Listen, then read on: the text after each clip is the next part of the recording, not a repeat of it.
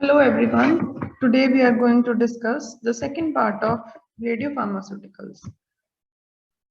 In this part, we'll be discussing half-life, radioactive decay, sodium iodide 131, storage conditions and precautions to be taken for handling radioactive substances.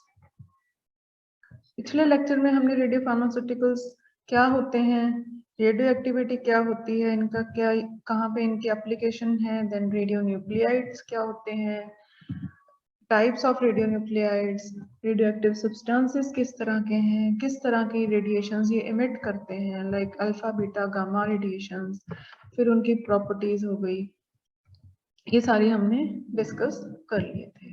So today we'll start with the units of radioactivity. Units of radioactivity में हमारे पास international system के हिसाब से, that is the SI system के हिसाब से जो सबसे कॉमनली यूज्ड यूनिट है, that is called becquerel. Becquerel was discovered by Henry Becquerel. Henry Becquerel ने न्यूक्लियर ट्रांसम्यूटेशंस की स्टडी की थी. What is nuclear transmutation? It is the conversion of one chemical element or an isotope into another chemical element. एक chemical element को उसके दूसरे isotope में या नए केमिकल एलिमेंट में कन्वर्ट होने के प्रोसेस को बोलते हैं न्यूक्लियर ट्रांसम्यूटेशन. सो कॉमनली यूज्ड यूनिट है हमारे पास becquerel. इससे पहले जो यूनिट यूज किया जाता था, सबसे पहला यूनिट था क्यूरी. क्यूरी जो यूनिट है, it was named after two scientist, madam Curie and Pierre Curie. दोनों ने ही रेडियो एक्टिविटी के ऊपर बहुत काम किया, जिसकी वजह से इनके ऊपर इस यूनिट का नाम रखा गया. What is curie? Curie is defined as quantity of any radioactive substance which undergoes same number of disintegrations in unit time as of 1 gram of radium and is equal to 3.7 into 10 raised to power 10 disintegrations per second. तो Curie क्या है? Curie हमारे पास radio active substance की उतनी quantity है जो same number of डिसइंटीग्रेशंस देगा, मतलब उतनी बार ही डिसइंटीग्रेट करेगा जितनी बार हमारे पास 1 ग्राम रेडियम डिसइंटीग्रेट करता हो. उसमें दूसरे कंपाउंड को भी एक्स वाई जेड आप ले सकते हो, सब्सटेंस जिसकी आपने रेडियो एक्टिविटी देखनी है, तो उसके कितने अमाउंट, मतलब कितने ग्राम. अगर रेडियम 1 ग्राम हमारे पास ए नंबर ऑफ डिसइंटीग्रेशंस दे रहा है, हो सकता है जो एक्स कंपाउंड है हमारा वो 1.5 ग्राम में ही उतनी डिसइंटीग्रेशंस दे या 0.5 ग्राम में उतनी डिसइंटीग्रेशंस दे. तो उस अमाउंट को मेजर करने के लिए हम क्यूरी को यूज करते हैं. नेक्स्ट यूनिट हमारे पास आता है ग्रे. ग्रे एक एसआई यूनिट है. क्यूरी पुराना सीजीएस सिस्टम वाला था, ग्रे एसआई वाला है. ग्रे हमें क्या बताता है? It tells us about the absorb dose of radiation per unit mass of tissue.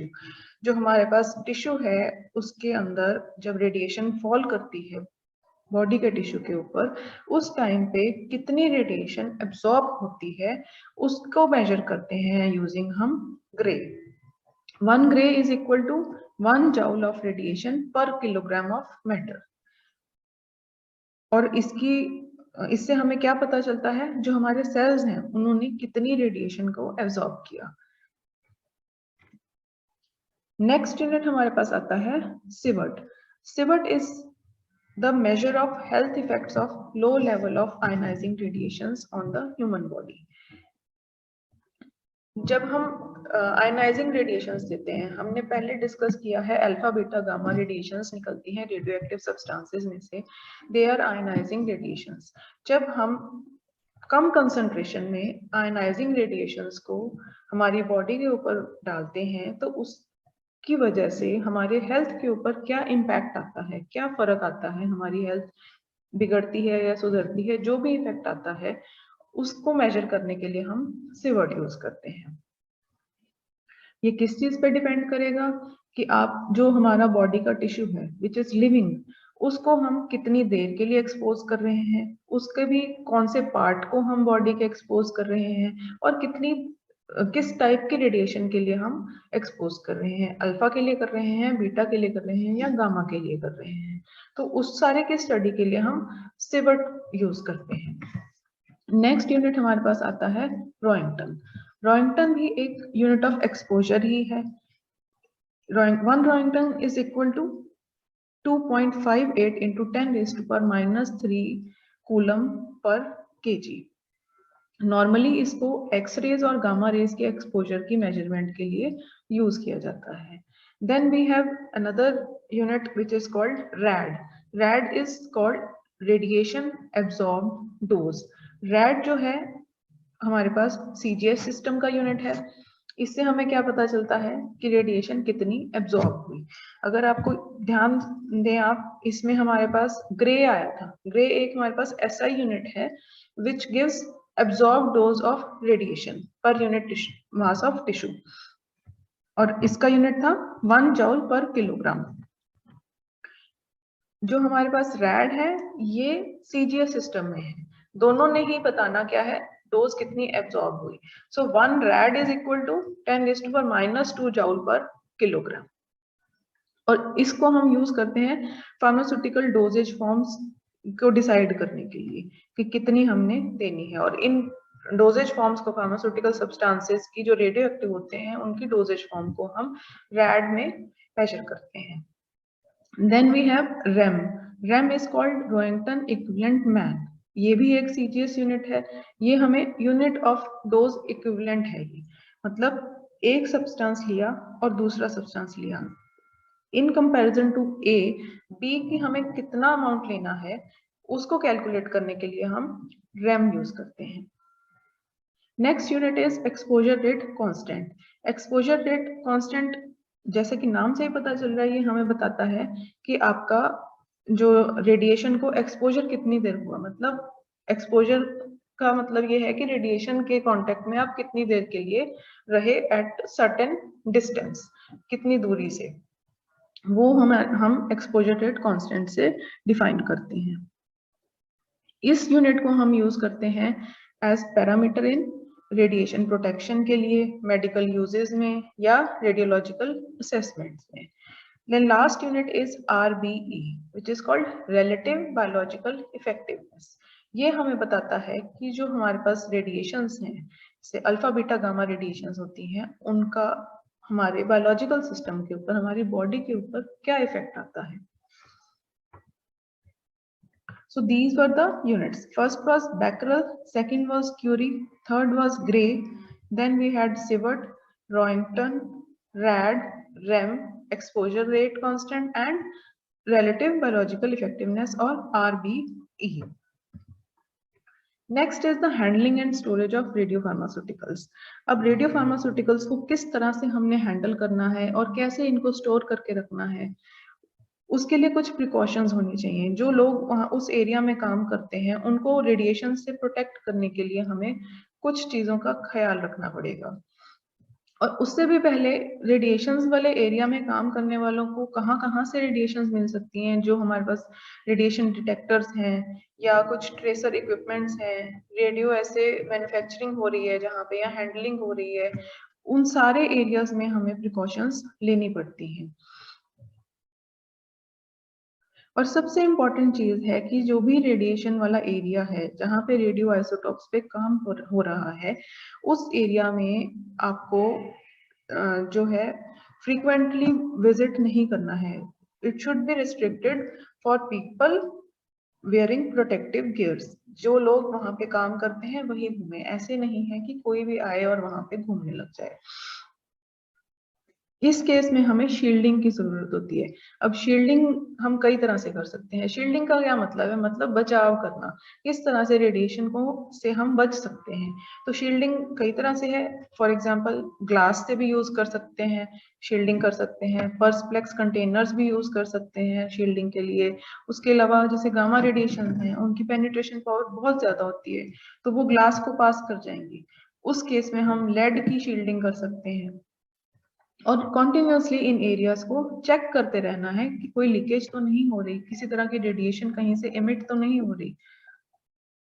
और कई बार क्या होता है, रेडियो एक्टिव लिक्विड्स होते हैं, रेडियो एक्टिव लिक्विड स्पिल कर गया, गिर गया कहीं पे, तो उससे बहुत जल्दी स्प्रेड हो जाता है रेडियो एक्टिव सब्सटेंस। तो उस केस में हमें एब्जॉर्बेंट टिश्यू पेपर यूज करना है ताकि जो स्पिलेज है उसको उसी टाइम पे वो रोक दे और वहां से आगे वो ना जाए। उसके अलावा जब भी आपने हैंडलिंग करनी है रेडियो एक्टिव सब्सटेंस की, तो रबर ग्लव्स पहन के करनी है, और पिपेट्स को डायरेक्टली माउथ के साथ नहीं यूज करना है, हमेशा बबलर के साथ ही इनको यूज करना है, बिकॉज डायरेक्टली आप उसको यूज करेंगे तो रेडिएशन का एक्सपोजर का चांसेस बहुत ज्यादा बढ़ जाते हैं। और जो हमारा वेस्ट प्रोडक्ट निकलता है रेडियो एक्टिव एरियाज में, उसको भी आपने ऐसे ही डिस्पोज ऑफ नहीं करना है, उसके डिस्पोजल के लिए स्पेशल कंटेनर्स हैं, स्पेशल अरेंजमेंट्स हैं, उसी में ही डिस्पोज ऑफ करना है। और आपको जब हैंडलिंग करनी है तो डायरेक्टली हैंड से नहीं यूज कोई भी चीज हैंडल करनी, रबर ग्लव पहनना है, साथ में फॉरसेप्स यूज करनी है ताकि कोई भी रेडिएशन आपके हाथ के आसपास भी नहीं आ पाए।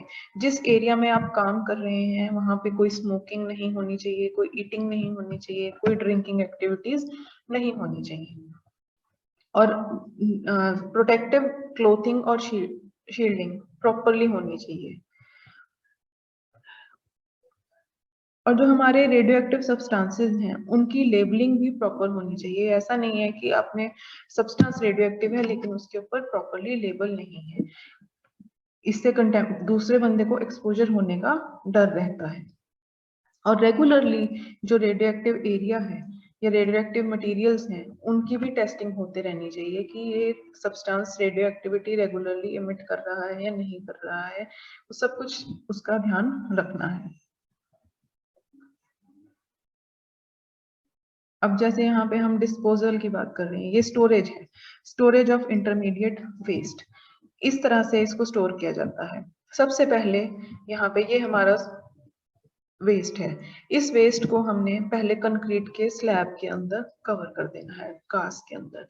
देन उसके बाहर हमने कंक्रीट का ट्रेंच बनाना है, उसको कवर करना है विद अ कंक्रीट स्लैब, फिर एक क्ले की कोटिंग है, फिर से एक स्लैब है, फिर उसके बाद एक क्ले की कोटिंग है। इस तरीके से इसको स्टोर करके रखना है, और तब तक स्टोर करना है जब तक रेडियो एक्टिव सब्सटेंस पूरी तरह से डिफ्यूज नहीं हो जाता। नॉर्मली क्या होता है, हमने यूज कर लिया रेडियो एक्टिव सब्सटेंस को, लेकिन एक रेडियो एक्टिव एलिमेंट जब रेडिएशन एमिट कर देता है तो नया बनाता है, डॉटर न्यूक्लियाई बनाता है। उस डॉटर न्यूक्लियाई में से हो सकता है फिर से रेडिएशन एमिट हो रही हो, तो उस रेडिएशन को जब तक वो एमिट होंगी तब तक हमने उसको स्टोर करके रखना है, और ये चेक करते रहना है कि कितनी देर तक वो हो रहा है। जब रेडिएशन देनी बंद कर देगा, इट मींस कि अब आपका जो डिस्पोजल के लिए आपने सामान वेस्ट था वो अब आप एनवायरनमेंट में डाल सकते हो, अदरवाइज इसको डायरेक्टली नहीं करना है। जो हमारा डिपार्टमेंट ऑफ एटॉमिक एनर्जी है वो स्ट्रिक्ट रिक्वायरमेंट्स या स्ट्रिक्ट गाइडलाइंस प्रोवाइड करता है for the facility of storage of waste as well as storage. DAE के स्पेसिफिकेशंस के हिसाब से जो प्रेमाइसेस हैं या स्टोरेज स्पेस है, वर्किंग एरिया है, डिस्पोजल प्रोटोकॉल है, ट्रेनिंग होती है लोगों की, पीरियोडिक चेक होता है, कंटेमिनेशन तो नहीं हो रही या लीकेज तो नहीं हो रही, इन सारी चीजों का ध्यान रखना पड़ता है। ये यहाँ पे राइट में कुछ डायग्राम्स हैं, इसमें हमें पता चल रहा है कि किस तरह से इसको हमने स्टोर करके रखा है, और इस तरह की प्रोटेक्टिव गियर्स पहनने पड़ते हैं while working in radio active areas.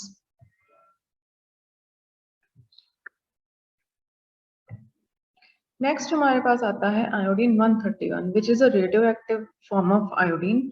इसको हम ह्यूमन सीरम एल्ब्यूमिन की फॉर्म में भी दे देते हैं। इसका हाफ लाइफ है हमारे पास 8.1097 डेज। इसको हम ट्रेड नेम मेगाटॉप से जानते हैं। इसको यूज किया जाता है for various purposes, for example for determination of blood plasma volumes में, कार्डियक आउटपुट डिटर्मिनेशन में, देन कार्डियक और पल्मोनरी ब्लड वॉल्यूम्स और सर्कुलेशन टाइम को नोट करने के लिए यूज करते हैं। प्रोटीन टर्नओवर स्टडीज में यूज किया जाता है। हार्ट और ग्रेट वेसल्स की डीलिंग लिनिएशन के लिए यूज किया जाता है, मतलब उनकी जो लाइनिंग है वो प्रॉपर है कि नहीं, थिकनेस जो होती है वेसल्स की। लोकलाइजेशन ऑफ प्लेसेंटा के लिए चेक किया जाता है, प्रेग्नेंट लेडीज में प्लेसेंटा जो है वो प्रॉपर लोकेशन पे है कि नहीं है, उसमें चेक किया जाता है। लोकलाइजेशन ऑफ सेरेब्रल नियोप्लाज्म्स में किया जाता है। ब्रेन में जो कुछ कैंसरस टिश्यू बनने लग जाता है उसकी पोजीशन क्या है उसको चेक करने के लिए भी इसको यूज किया जाता है। Next is iodine 131 in the form of sodium iodide. इसको भी हम दो तरह से यूज कर सकते हैं। First is the diagnostic use, second is the therapeutic use. Diagnostic use means for diagnosis, मतलब जानने के लिए कि क्या प्रॉब्लम है। So first diagnostic use is to evaluate thyroid function. Thyroid function जानने के लिए हम इसके लिए radioactive iodide uptake test करते हैं, जिससे हमें पता चल जाता है कि थायराइड का फंक्शन प्रॉपर हो रहा है या नहीं हो रहा। सेकेंड यूज इसमें हमारे पास आता है localizing metastasis associated with thyroid malignancies. Thyroid के कैंसर्स के केस में कोई अगर कैंसर मेटास्टाइज कर गया, मतलब कैंसर ब्लड वेसल्स में स्प्रेड कर गया from thyroid gland to blood, तो उस केस में उसकी पोजीशन क्या है उसको जानने के लिए भी यूज किया जाता है। देन थेरेप्यूटिक यूज में इन दोनों के ही ट्रीटमेंट में हाइपरथायरॉयडिज्म के केस में और थायराइड कैंसर के केस में आयोडीन 131 को यूज किया जाता है। ये सेम है, इसको हम यूज करते हैं थायराइड ग्लैंड के डायग्नोसिस में। इससे हमें साइज, पोजीशन, ट्यूमर की लोकेशन पता चल जाती है। जैसे यहाँ पे हमारी नेक में है थायराइड ग्लैंड प्रेजेंट होती है, जब हम किसी अफेक्टेड पर्सन की जिसके कैंसर है उसमें जब सोडियम आयोडाइड विद आयोडीन 131 देंगे तो वहां पे जब हम स्कैन करेंगे तो इस तरह का डायग्राम आ जाएगा। एक नॉर्मल स्कैन होगा जिसको कोई प्रॉब्लम नहीं है, उसकी डायग्राम अलग से आएगी, उसमें ये एरियाज जो है वो मार्क नहीं आएंगे। तो इस तरह से हमें पता चल जाता है कि थायराइड का फंक्शन प्रॉपर चल रहा है या नहीं चल रहा है। Then we have iodine 131 in the form of tocilizumab. ये एक मोनोक्लोनल एंटीबॉडी है जिसको हम यूज करते हैं in the treatment of patients with CD20 antigen expressing relapsed or refractory low grade follicular or transformed non-Hodgkin's lymphoma, including patients with rituximab refractory non-Hodgkin's lymphoma. Basically cancer के detection में इसको हम use करते हैं, treatment के लिए भी और डिटेक्शन के लिए भी। इसको ग्लैक्सोस्मिथक्लाइन जो एक कंपनी है वो बना रही है। Then is the production of radioisotopes. Radioisotopes can be produced by two ways. One is reactor irradiation, second is cyclotron irradiation. Reactor में क्या होता है, हमारे पास फिशनेबल मटेरियल है जो रेडिएशंस देता रहेगा और नए एलिमेंट्स बनाता रहेगा। नॉर्मली हम यूरेनियम को यूज करते हैं। देन साइक्लोट्रॉन में क्या है हमारे पास, इसमें हम एक्सेलरेटिंग मैकेनिज्म यूज करते हैं ताकि हमारे पास हाई वेलोसिटीज जो आती हैं उनको रिपल्शंस जो न्यूक्लियस के अंदर है फोर्सेस हैं उसको हम ओवरकम कर सकें। Cyclotron irradiation is better than reactor irradiations. इसमें क्या है, हमारे पास जो आइसोटॉप्स रिएक्टर में नहीं निकल पाते हम साइक्लोट्रॉन में भी निकाल सकते हैं। So this is all about today. आज हमने सबसे पहले किया units of radioactivity, then handling and storage of radiopharmaceuticals, उसके बाद आयोडीन 131 किस किस फॉर्म में है, जैसे ह्यूमन सीरम एल्ब्यूमिन में है, सोडियम आयोडाइड की फॉर्म में या मोनोक्लोनल एंटीबॉडीज की फॉर्म में दे सकते हैं। देन कैसे रेडियो आइसोटॉप्स को प्रोड्यूस किया जाता है। So thank you.